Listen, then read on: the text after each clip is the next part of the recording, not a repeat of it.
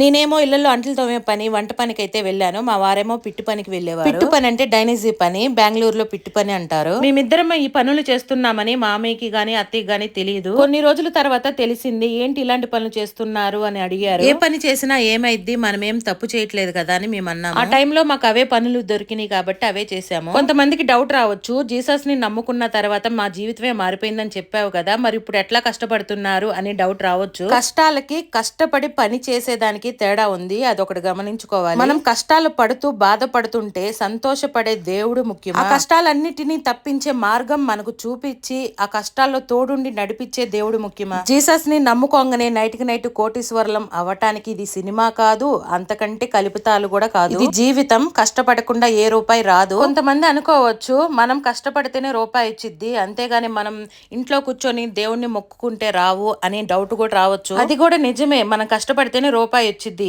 మనం కష్టపడిన దానికి ఫలితాన్ని ఇచ్చేది ఎవరు? దేవుడు. నువ్వు చేసే పని సక్సెస్ అయ్యిద్ది అని నీకు గ్యారంటీ ఉందా? ఆ పని సక్సెస్ అవ్వాలంటే అది దేవుడు కృప ఉంటేనే అయ్యిద్ది. మా జీవితంలో జరిగింది కూడా అదే. జీసస్ ని నమ్ముకోక ముందు కూడా చాలా కష్టపడ్డాము, కానీ ఫలితం లేదు. జీసస్ ని నమ్ముకున్న తర్వాత మేం కష్టపడ్డ దానికి ఫలితం అనేది దక్కింది. ఆ టైంలో దేవుడు చూపించిన పనులు అవి మేము దేవుని నమ్ముకొని చేస్తా ఉన్నాము. ఇళ్లలో అంట్లు తోమే పనో లేకపోతే డైనీజీ పనులు అనేది తక్కువ చూడబాకండి. ఆ పనులకు కూడా చాలా ఎక్కువ డబ్బులు వస్తాయి.